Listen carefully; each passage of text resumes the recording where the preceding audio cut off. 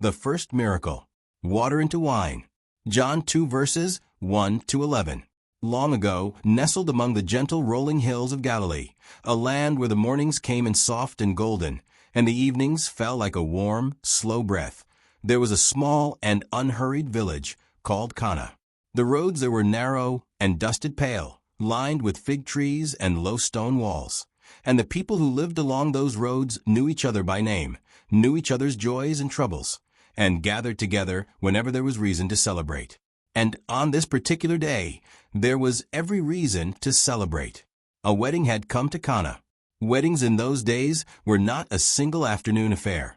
They stretched on for days, glorious, unhurried days, full of music played on strings and pipes, of tables laden with olives and flatbread and fruit, of children darting between the legs of adults, of old men nodding slowly in their seats, while old women laughed with one another in the corners of the courtyard.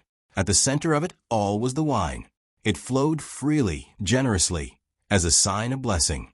To have enough wine was to say that the household was whole, that the future was bright, that the couple beginning their life together had everything they needed.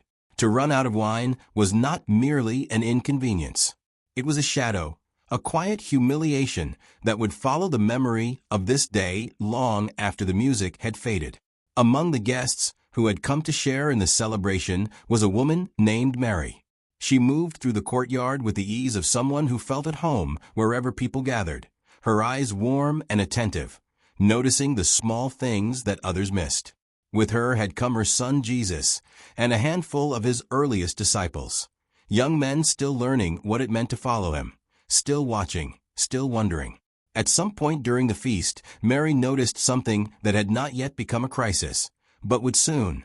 She made her quiet way through the household, past the servants carrying empty vessels, and wearing the particular expression of people trying very hard to look calm.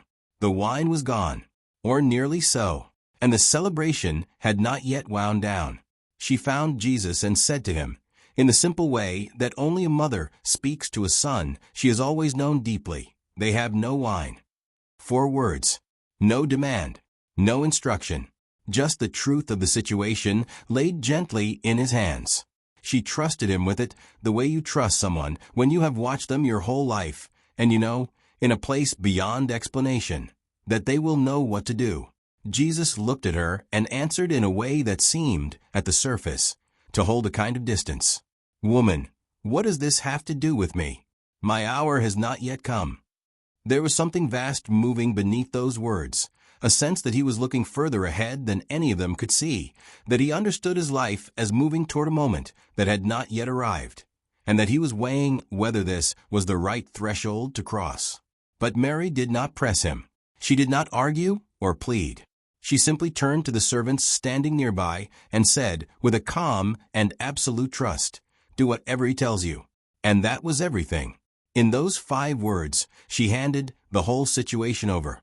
She had planted the seed. Whatever happened next was between her son and the moment. Near the edge of the courtyard, standing in a row like quiet sentinels, were 6 large stone water jars. They were heavy, serious things, not decorative at all, but deeply practical. Each one could hold 20 or 30 gallons of water, and they were kept filled at all times for the ritual washings that Jewish tradition required, the cleansing of hands before meals, the purification rites that honored the old covenants and kept the household in good standing before God.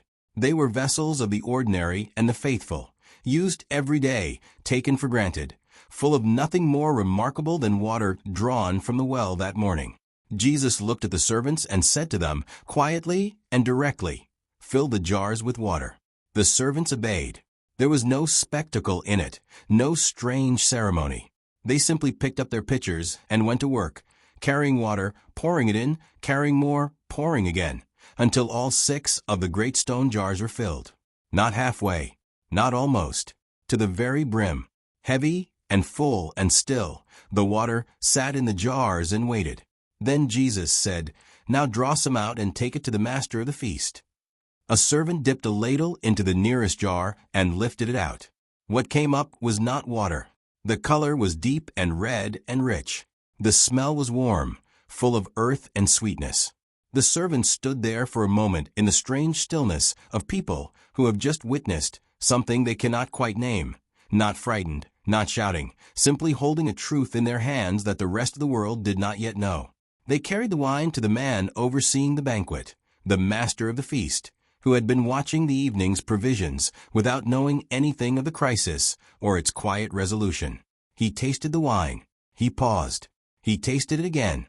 Then he called the bridegroom over and said, with a mixture of pleasure and bewilderment, "Everyone serves the good wine first, and when people have had plenty, the lesser wine is brought out.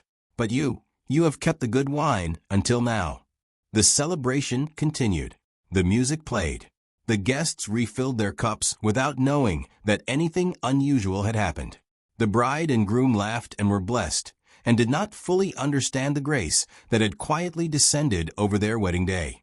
Only the servants knew, those ordinary, faithful ones who had simply done what they were told, who had filled the jars and drawn the wine and carried it forward in obedience and wonder.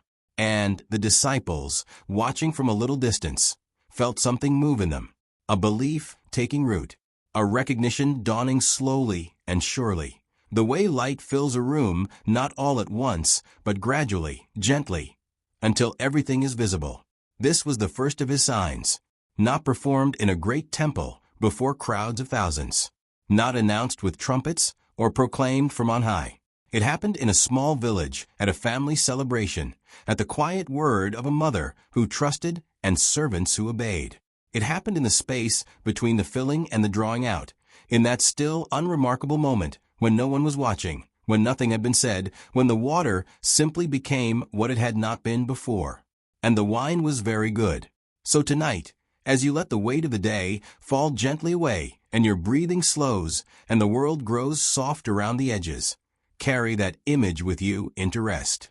6 stone jars filled to the brim, a quiet courtyard, a mother's trust, a servant's steady hands, and somewhere in the still and unhurried space between one thing and another, a miracle, unannounced, complete. The best was saved for now, and now is enough. Rest well.